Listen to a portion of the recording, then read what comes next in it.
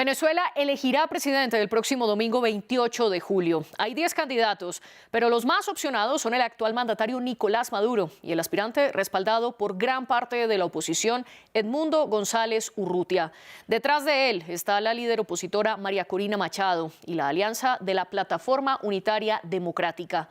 Aunque las encuestas muestran que los opositores tendrían alguna posibilidad de ganar, no es nada fácil, pues el chavismo gobierna el país desde hace 25 años. Uno de los temas más importantes en estas elecciones son los migrantes. La ONU estima que desde 2018 más de 7 millones de venezolanos han salido de su país, aunque el gobierno de Maduro habla de cerca de 2 millones. En cualquier caso, menos de 70.000 venezolanos que siguen en el extranjero podrán votar. Nuestra enviada especial Herminia Fernández nos cuenta. A pocos días para las elecciones, los venezolanos continúan saliendo del país. El principal destino sigue siendo la selva del Darién. Según autoridades panameñas, hasta junio de 2024, 195.000 migrantes habían atravesado la selva, de los cuales 120.000 eran venezolanos. La falta de empleo formal, la precariedad de los servicios básicos, así como los bajos salarios, siguen empujando a la población venezolana a abandonar la nación sudamericana.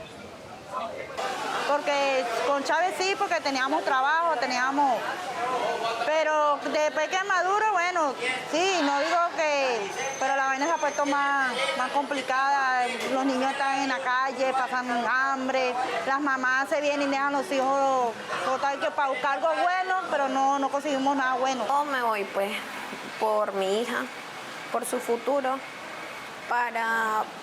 primero porque la educación no es buena en Venezuela y cada día las cosas aumentan, entonces pues no veo que ella disfrute, digámoslo así, de su niñez. La gente está esperando un cambio ahorita que vienen las elecciones, pero en mi parecer es difícil, pues, porque, en mi punto de vista, porque el presidente que está hoy en día en el mandato ya tiene tiempo ya y ya sabe cómo manipular las cosas ya, pues. Y la gente que viene nueva no se sabe con qué propósito vengan también, pues. Mientras algunos venezolanos continúan abandonando el país, otros que se fueron antes de la pandemia del COVID-19 están regresando pese a la inestabilidad política, económica y social. Basta ya pagando alquiler, ya sé, mucha xenofobia, para trabajar es difícil. El estudio de mi hija, para ponerle a estudiar también es difícil, entonces me estoy regresando a ver cómo me va en Venezuela.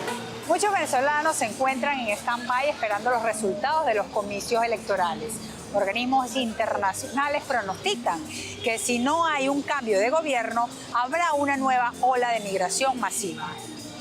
Otra de las preocupaciones en Venezuela, además de la ola migratoria, es que pueda pasar el 28 de julio, una vez se conozcan los resultados. Maduro advirtió que habría un baño de sangre si pierde el chavismo, a lo que el presidente de Brasil, Luis Ignacio Lula da Silva, uno de sus aliados latinoamericanos, respondió pidiendo mesura. Me asustaron las declaraciones del presidente venezolano Nicolás Maduro de que Venezuela podría enfrentarse a un derramamiento de sangre si pierde.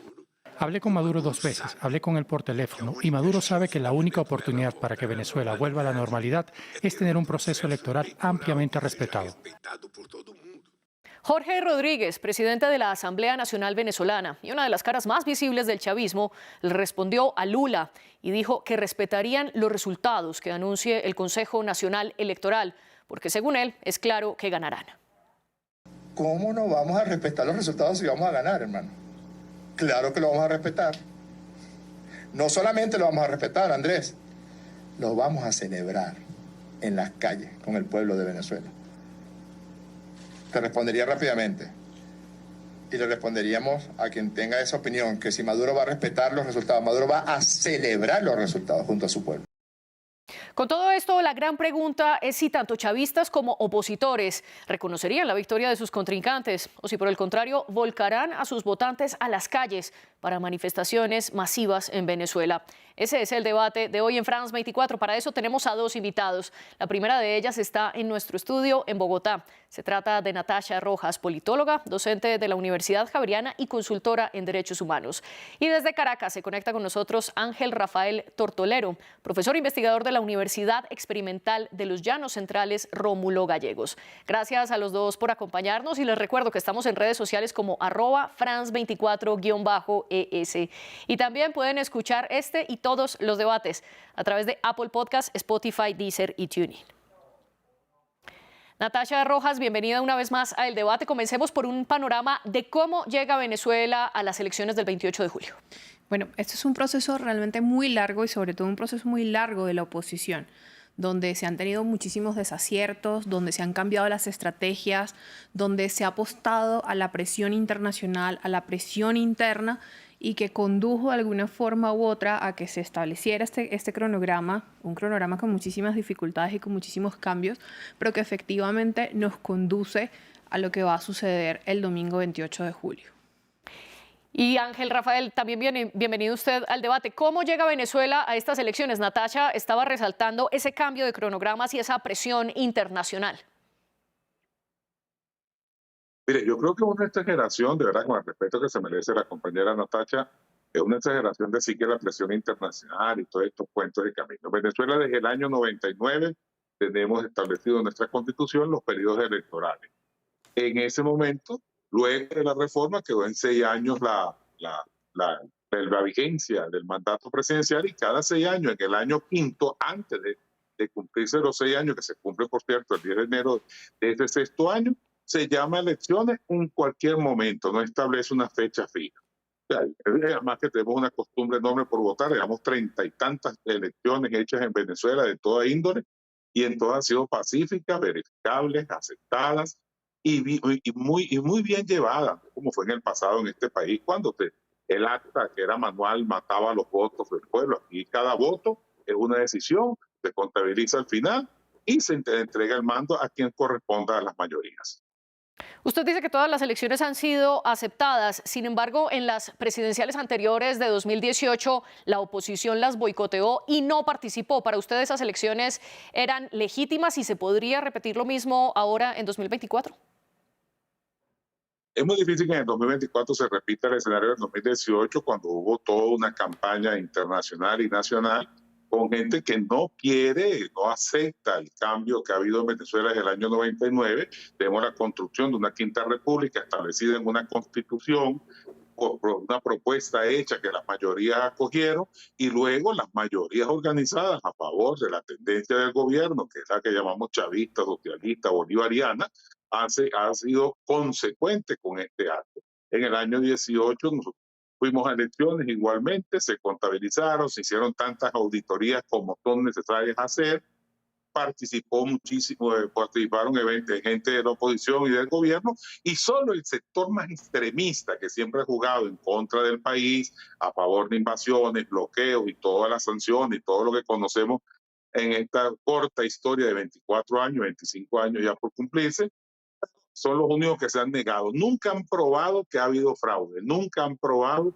que ha habido mala intención de parte del gobierno. Sin embargo, el poder electoral, Venezuela es un poder, el poder electoral ha siempre manifestado a verificación de las pruebas en manos de la oposición los resultados. Y ahí están. En el 2015 la oposición ganó las elecciones parlamentarias y así fueron reconocidas. Y han ganado gobernaciones, alcaldías, concejales, diputados y diputadas. No puede ser que el sistema sea bueno cuando la oposición más extremista gana las elecciones y sea muy malo cuando los chavistas obtienen el triunfo. Usted habla entonces que el sistema electoral de Venezuela funciona a la perfección y que así lo ha probado las veces que la oposición gana. Natasha, ¿qué responde usted al respecto? Bueno, aquí hay varias cosas que quisiera mencionar. Lo primero es que me sorprende un poco pensar que 25 años son cortos y son pocos para hablar. En cualquier democracia tiene que haber alternancia en el poder y eso es una característica y eso no lo digo yo ni se lo inventa la oposición. Esto es algo que incluso ha dicho el sistema interamericano. Lo segundo es que hay muchísimas fallas en el registro electoral bien lo vivimos los venezolanos que estamos en el exterior, con muchísimas dificultades para poder registrarnos. Hay personas que trataron de hacer su registro y sus cédulas aparecen como si hubiesen salido personas que murieron sin que hubiese pasado ningún proceso, ningún tipo de trámite en esto y no pudieron reavivar y restablecer sus documentos. Internamente hubo cambios, hubo cierre en algunos centros, hubo unificación de mesas, donde quedaron mesas mucho más grandes que van a hacer el proceso mucho más lento y demorado. Y eso es algo que históricamente se ha vivido en todo el proceso electoral en Venezuela. Sí tiene muchísimas fallas. Esperar además hasta la madrugada por un boletín. Tenemos elecciones incluso donde no hay un 100% y no hay unos boletines definitivos sobre el proceso electoral. Entonces creo que hay que reconocer que efectivamente durante estos 25 años han existido muchísimas irregularidades en el proceso electoral que se han puesto de manifiesto, que sí se han denunciado, pero aún así la misma población venezolana y la oposición mantiene una vocación democrática creyendo en un proceso electoral que podría ser posible este 28 de julio. Usted habla de una vocación democrática, sin embargo, en 2018 la abstención fue de cerca del 54%, precisamente con este llamado al boicot de la oposición. Quiero preguntarle sobre esa línea, Natasha, porque la oposición no va unida a unas presidenciales en Venezuela desde el 2013, cuando estuvieron a poco de ganarle a Maduro. Ahora vuelven después de ese boicot de 2018. ¿Qué hace que la oposición ahora en 2024 sí quiera participar? Bueno, hay varios elementos. Yo no llamaría precisamente un boicot a las elecciones. Era una forma de protesta y también es una forma de participación en la democracia. En la democracia yo tengo la posibilidad y, como bien mencionaba hace un momento, en la Constitución se establecen todas las garantías y en Venezuela es muy claro, el voto no es una obligación. Y en ese momento se toma la decisión de ir por una estrategia específica y creo que es válido precisamente cuando estamos ante un régimen de 25 años utilizar todas las estrategias posibles para poder denunciar todo lo que viene sucediendo en un régimen como este. Precisamente en este momento y para estas elecciones, la oposición decide tomar una vía y una estrategia completamente nueva, que como bien mencionabas, hacía muchísimos años que no lograban al menos un consenso alrededor de unos mínimos de participación y volver a reavivar, que creo que ese ha sido uno de los elementos más importantes, la participación de la población. Y creo que eso es fundamental en este proceso y es uno de los temas que más resalto. La organización de la sociedad civil de manera autónoma, independiente, que no tiene nada que ver con ningún partido político. Y dos, que la oposición sí ha reavivado ese sentir democrático y esas ganas de participar en el proceso electoral. Quiero preguntarle a Ángel sobre ese punto que habla Natasha de reavivar la participación ciudadana. ¿Usted cree que ahora en 2024, el próximo domingo, tendremos mayor participación en comparación con hace 6 años? Yo les voy a decir dos cosas, compañero. Primero, está obviando en el análisis de reavivar la democracia la cantidad de desafueros y controversias que hubo en contra de la República Bolivariana de Venezuela, petición masiva, petición de parte de la dirigencia, esa dirigencia opositora que dice ser víctima cuando es victimario de una situación económica, política y social que nos llevó a punto de tener un Estado inviable, ingobernable, que ese era el objetivo final, derribar las estructuras del Estado para llegar por la vía de un golpe, por las vías anticonstitucionales al poder. No hay ninguna denuncia seria ante el Consejo Nacional Electoral y los organismos internacionales que han venido y han sido veedores en las elecciones, así lo han certificado. Hoy por hoy en Venezuela se sigue viviendo una democracia participativa y protagónica de un pueblo que se organiza en función de sus aspiraciones. Que las mayorías voten por el movimiento bolivariano, por el chavismo en el poder, no es nada de extrañar. Usted puede preguntar en Venezuela por cualquier calle y ahí va a haber un dirigente del Partido Socialista Unido de Venezuela, del Gran Polo Patriótico, lo que le da una idea del nivel de organización social y política, porque es con esta democracia participativa y protagónica que se logró organizar un pueblo y va de abajo hacia arriba, contrario a lo que fue en el pasado. Aquellos que no logran la voluntad de las mayorías, entonces no pueden refugiarse en acusar a quien triunfa legítimamente de los errores cometidos. No puede ser menos malo llamar a un bloqueo, llamar a sanciones, llamar a máxima presión, solicitar ayuda internacional, intentar magnicidio, y sobre todo esto hay pruebas concretas, tangibles. No puede haber prueba del magnicidio porque tenemos que mostrar al muerto y el muerto sería el presidente de la República, pero sí de las intentonas que han habido. Entonces ahora este proceso electoral, después de haber logrado el presidente Nicolás Maduro, el hombre campeón de la paz, presidió un país, se lo anarquizaron en el año 17, esa misma oposición que sale, esta dirigencia, que sale ahora el pedir el voto y que tiene todo el derecho de hacerlo, fue la que propició la quema de personas vivas, los saqueos a los erarios públicos, el erario público a nivel internacional, el robo de hijos, o sea, toda una cantidad de elementos que este pueblo lo tiene muy, pero muy claro. El próximo domingo va a participar una oposición que tiene derecho, y en la familia de cualquier venezolano hay chavistas y no chavistas, y opositores, y miembros de partidos, y no creyentes en los partidos, o sea, como una sociedad extremadamente plural, bien politizada. Y tenemos ahora, estamos desarrollando un debate donde la única nota discordante son aquellos que se sienten predestinados para gobernar y solo reconocerán al CNE y los resultados electorales si salen favorecidos. Porque si no salen favorecidos están llamando a ir a la calle al desconocimiento de las elecciones. Es más, ni siquiera ese grupo extremista fue capaz de ir a firmar un documento que firmaron los otros 8 candidatos, descontando al presidente Nicolás Maduro, firmar un documento de aceptación de los resultados que emita el Consejo Nacional Electoral, el Poder Electoral de la República Bolivariana de Venezuela. Aquí se respira paz. Aquí hay paz y tranquilidad en las calles, te lo puedo garantizar. Quiero que retomemos ese último punto de la no firma del compromiso de respetar los resultados del CNE. Natasha, ¿qué responde usted al respecto? Bueno, hay varios elementos que hay que mencionar es precisamente con esa convocatoria. Primero, hubo irregularidades y eso sí se denunció y se denunció en los medios de comunicación, pese a que el oficialismo y el régimen no reconoce que no hubo una convocatoria realmente abierta. Hay que también dejar muy claro que en Venezuela existe una oposición que ha sido útil y servil al régimen. Es una oposición que hemos visto algunos candidatos y como hemos visto en el tarjetón, realmente a quienes se les ponen las mayores dificultades es precisamente quien termina siendo elegido por todos estos devenires políticos de María Corina Machado, Edmundo. Y por último, en ese acuerdo hay muchísimos problemas asociados si queremos hablar precisamente que eso se trata de una democracia. Aquí la oposición, de hecho, nunca ha hablado de desconocer los procesos o el resultado electoral. Aquí la oposición lo que ha sido y ha reiterado durante semanas es unas garantías mínimas esperables en cualquier proceso electoral.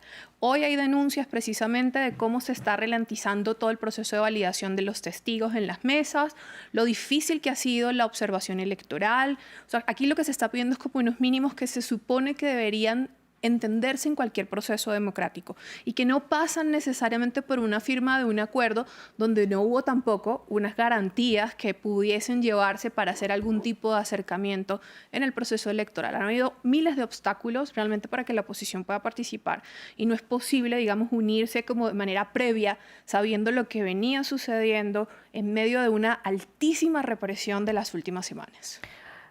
Volvamos sobre el punto, Ángel Rafael, que mencionaba, y es que en las calles de Venezuela se respira paz y tranquilidad. Si es así, entonces, ¿por qué el presidente Maduro habla de un baño de sangre si pierde? Si lo tomas sobre contexto, se pudiera entender que el presidente Maduro está llamando un baño de sangre. No es necesario que llamemos a ningún baño de sangre. Acabamos de decirlo por la experiencia vivida con la oposición más extremista, la que habla de alternabilidad como si la alternabilidad fuera un juego donde te toca a ti y después me toca a mí. No, la alternabilidad según la votación que haya en el país. Si eligen a la oposición, se le entregará el poder en sus manos y punto, como se ha hecho con las demás instituciones y las demás puestos políticos de elección popular. Cuando habla de un baño de sangre es porque ya se están develados eventos muy importantes denunciados por grupos paramilitares de Colombia que no son ni chavistas, ni comunistas, ni de ninguna índole. Denunciaron y ya están las personas, tienen orden de captura y hay un proceso judicial en puerta de individuos ligados directamente con la oposición. Son muchísimos los elementos de prueba que tenemos en las manos, además de la costumbre de desconocer y salir a provocar caos y desasosiego. Ese mensajito permanente por las redes de llamar al desconocimiento del Estado porque está desconociendo a Nicolás Maduro. No, en Venezuela hay una república, la Quinta República, que la formamos en el año 99, para disgusto de su desafecto, y que está expresada en una constitución a la cual el gobierno ha respetado hasta la última letra. no ha habido, vuelvo a repetir, no ha habido ninguna prueba sustancial, real, de querer torpedear las elecciones. Otros sí han querido hacerlo. El registro en el exterior, otro que me llama la atención, yo fui embajador y el registro en el exterior para ciudadanos venezolanos, así establecido desde la Cuarta República, ciudadanos que estén legalmente en el país y se inscriba ante la oficina consular. Así que no, eso es totalmente una falacia, decir que a los venezolanos se les permite votar. En Venezuela el voto es un derecho y se ejerce sin obligación, sin coerción, por libre voluntad de cada venezolano. Yo quisiera ver quién o quiénes son capaces de seguir sosteniendo con un sistema electoral que tiene más de 62, 73 auditorías antes, durante y después, puede ser desconocido. Que me diga en qué país del mundo se hace eso. Hoy recibimos aquí de todas las tendencias políticas, estamos recibiendo observadores internacionales que ya llegaron a la Venezuela, a esa Venezuela que se quiere pintar como una Venezuela llena de sangre, de problemas. Frente a Nicolás Maduro lo que ha dicho es que los fascistas, lo digo creo que muy claro, los que no acepten los que no aceptan los resultados están llamando a repetir los eventos que tuvimos en el año 17. Repito, Oscar Figuera fue un personaje al cual le prendieron fuego vivo porque simplemente parecía chavista, porque esa oposición ultra opositora, esa oposición ultraderechista es racista, porofóbica, xenófoba, y pasamos momentos muy duros con ella. Sin embargo, es tan magnánimo, tan flexible el sistema democrático venezolano, el régimen democrático, pues parece que la palabra régimen es una grosería, no ofende a nadie. El régimen democrático en Venezuela establece garantías y derechos. Y ahí está una María Corina Machado, quien es una de las propulsoras de las invasiones, de la petición de bloqueo, sí. Fuerza, y vamos por la fuerza. Entonces, bueno, ¿de qué estamos hablando? Por Dios. Reúnanse, organícense y vengan a la confrontación política. El debate político hace falta tener plan, proyecto, programa, y vamos al debate, pero es serio, sustancial y profundo sobre las cosas que queremos cambiar.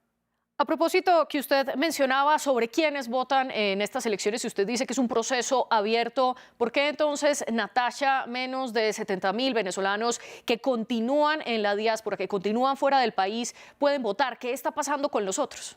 Bueno, aquí relacionado con todo el proceso migratorio, primero, como se mencionaba al inicio del programa, hay un desconocimiento del número de personas venezolanas en el exterior, de la migración venezolana que viene dándose particularmente desde el 2015 y todas las condiciones de vulnerabilidad con las que migran estas personas. Particularmente dentro de esas condiciones de vulnerabilidad tiene que ver el acceso a documentos. Muchas personas incluso migran sin ni siquiera poder tener su cédula de identidad porque dentro de Venezuela no pudieron acceder a este documento. Ya después, cuando se restablecieron relaciones diplomáticas y consulares, como fue en el caso con Colombia, en el consulado hay cosas que no se pueden hacer, como por ejemplo sacar una cédula. Y para el proceso electoral se llenaron de un montón de requisitos, como por ejemplo un pasaporte vigente, que para poder sacar un pasaporte se necesitan casi $300, monto que la mayoría de la población venezolana migrante no tiene y no cuenta. Y además en el caso colombiano sí hubo algo aún peor, y es que hablan de sus documentos que los mantengan, que puedan certificar que están de manera regular en el país. La mayoría de la población migrante venezolana en Colombia tiene el PPT, que es un documento que acredita la regularidad en el país, que permite estar 10 años y transitar a otro tipo de procesos ordinarios de residencia. Y este documento no fue admitido por la embajada y por el consulado, lo cual limitó de una forma absurda la inscripción de la población y terminó reduciendo la población a menos de 70.000 personas, cuando estamos hablando que son más de 2.5 millones de personas las que estarían habilitadas por edad para poder votar de los casi 8 millones de personas que están fuera del país. A menos de 70.000 personas aptas para votar en toda América Latina. En el caso colombiano es menos de 7.000, lo que representa cerca del 0,25% de los venezolanos que están en suelo colombiano. Ángel, ¿usted cree que esto es una manera del gobierno venezolano para impedir que los migrantes puedan votar desde los países donde están? No, les repito enormemente, no hay ninguna estrategia del gobierno contra ningún venezolano. Todo lo contrario, tenemos un plan de vuelta a la patria. Los que quieran volver pueden acudir a él, que con mucho sacrificio se lleva a cabo porque somos un país bloqueado y un país asediado por el imperio. Lo que pasa es que no se quiere aceptar que hay una regularidad en la migración. Si usted sale de manera ilegal del país y entra a otro país de manera ilegal por caminos verdes, movido por las razones que fueran, todas son respetables, una decisión muy personal la de la migración, usted lamentablemente no está registrado como venezolano en el exterior, porque cuando usted sale para el exterior, desde cualquier país, usted lo sellan en migración, su pasaporte, y le certifica que usted salió en un momento determinado y su documentación es válida en el mundo. Ahora, si usted sale como migrante precario, tiene cédula de identidad, no cumple ninguno de los requisitos establecidos en ese país, para ser ciudadano legalmente establecido dentro de los territorios de ese país, bueno, la ley venezolana contempla la ley venezolana del poder electoral. Vuelvo a repetirle que es un poder, no es el gobierno del presidente Nicolás Maduro. El poder electoral está constituido por 5 rectores, se dice que 2 de la oposición y 3 del gobierno, como quiera que sea, los partidos que están participando, las organizaciones políticas acreditadas ante el órgano electoral, van y certifican cada una de estas cosas. O sea, hacer renuncias en el aire me parece muy atrevido, y decir que se está impidiendo porque hay una necesidad enorme de parte de Venezuela, de parte del gobierno del presidente Maduro, de impedir el voto, porque él va a perder las elecciones y todo esto. Yo creo que esto es un juicio que lo hacemos los venezolanos, estamos legalmente inscritos en el Consejo Nacional Electoral, dentro y fuera del país, y vamos el domingo a unas elecciones. Si pierde el presidente Nicolás Maduro, entregará el poder a quien gane. Si gana el presidente Maduro, lo único que se está pidiendo, hay que reconocerlo, porque las elecciones en Venezuela son pulcras, son responsablemente pulcras, limpias, y así lo certifican organismos internacionales y los cientos de veedores que van llegando por montones desde hoy en adelante, y tenemos acá en el país. Puede preguntar a usted si hay algún sistema así en alguna otra parte del planeta.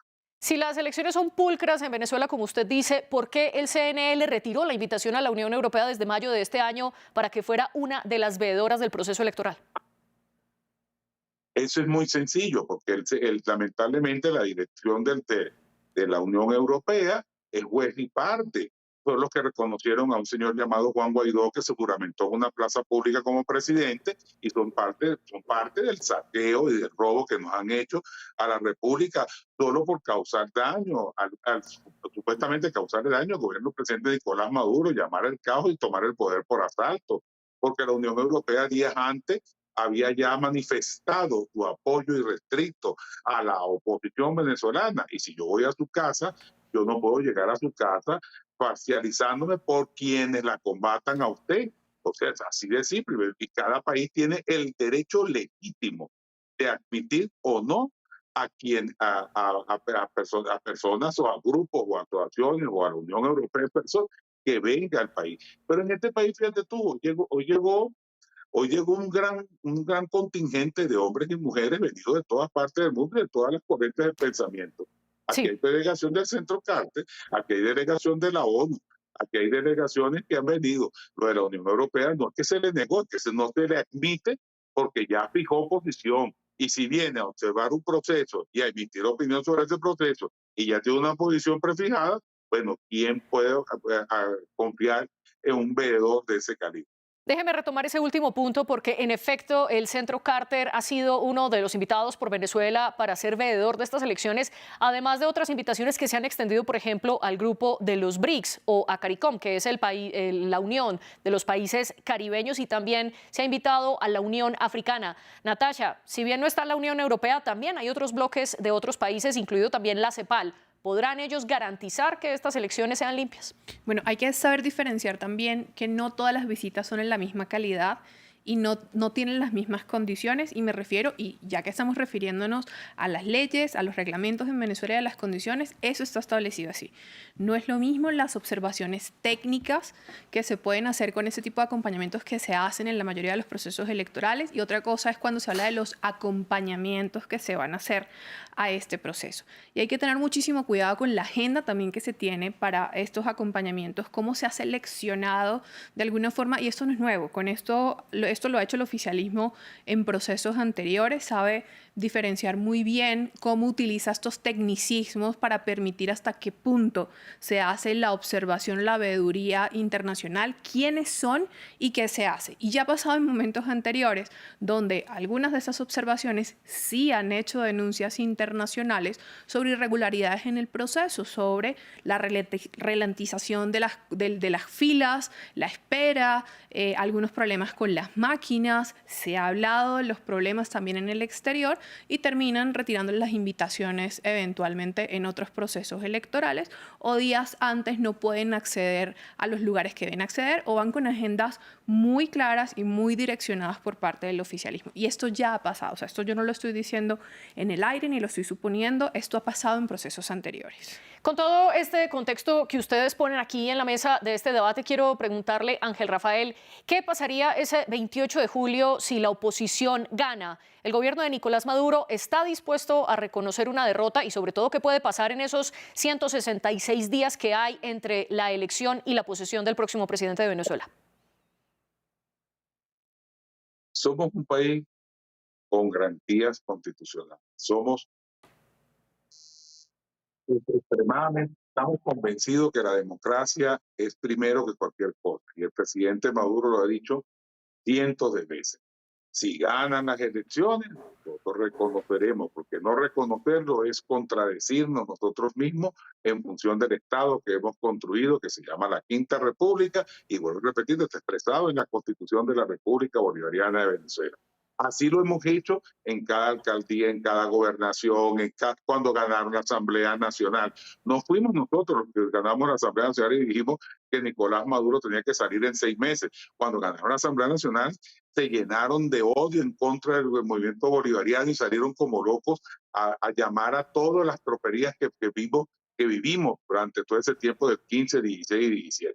Si aquí gana uno de los candidatos de la oposición, pues permítame decirle que son 9 candidatos de la oposición, si cualquiera de ellos gana las elecciones, tenga la garantía que el próximo 10 de enero recibirá la banda presidencial y no pasará absolutamente nada. En Venezuela hay poderes constituidos, bien establecidos. Tenemos una Asamblea Nacional donde mayoritariamente es chavista, 22 gobernaciones, más de 300 alcaldías. Así que bueno, el Estado seguirá funcionando. O sea, perderá una elección presidencial, no perderemos la República, ni acabaremos con el Estado, ni derrumbaremos las instituciones que existen en este país, en la República Bolivariana de Venezuela. Usted dice entonces que se respetarán los resultados, ya que Venezuela es un país que responde a los métodos democráticos. Natasha, ¿cuál es su postura? Si llega a perder la oposición, ¿están dispuestos a reconocer una victoria del chavismo y qué pueden pasar en esos 166 días antes de la posesión? Bueno, hay temores que precisamente, si esto fuese así, precisamente que cada momento invoca un poco lo que pasó con la Asamblea, lo que pasó en su momento con las elecciones regionales. Sabemos muy bien lo que pasó después de estas elecciones donde la oposición gana. Y son instituciones paralelas, son inhabilitaciones, son salidas, digamos, alternativas, porque es bien paradójico que el mismo oficialismo sea el mismo oficialismo el que cree las instituciones paralelas. Entonces yo temo que puedan pasar cosas similares en ese proceso. Pero mi pregunta es el contrario. ¿Qué pasaría si el chavismo gana? ¿La oposición está dispuesta a aceptarlo? Sí, la oposición lo ha dicho. La oposición en ningún momento, y eso hay que revisarlo bien, porque la oposición en ningún momento ha dicho ni ha cantado fraude antes del proceso electoral. La oposición ha sido muy clara en buscar las garantías para poder llegar al 28 de julio y ha trabajado en pro de esto y en movilizar a la población. En ningún momento se ha llamado a la gente ni a la calle, ni a desconocer los resultados, ni a un levantamiento social. La oposición está muy responsable con el proceso y con la vida de las personas y con el proceso electoral. Probablemente si la oposición pierda las elecciones, entenderá que este es el inicio de un punto de inflexión muy importante para una nueva etapa política del país. Ya veremos entonces qué pasa ese 28 de julio. Natasha Rojas y Ángel Rafael Tortolero, gracias por acompañarnos en el debate y plantear los diferentes argumentos. Gracias también a nuestras productoras Laura Garzón y Melissa San Miguel con los invitados. Ustedes sigan aquí en France 24.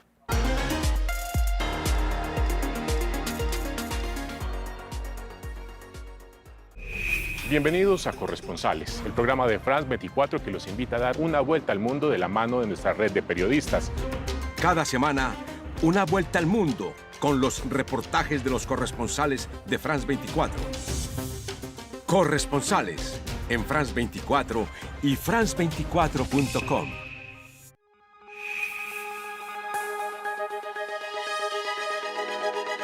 ¿Sabe cómo identificarlas? Acompáñenos. Con France 24 vea cómo distinguir entre información y contenido falso en las redes sociales. Desinformando, una herramienta para verificar y contextualizar información. France 24 es información certificada. Todos los días, en todas nuestras emisiones.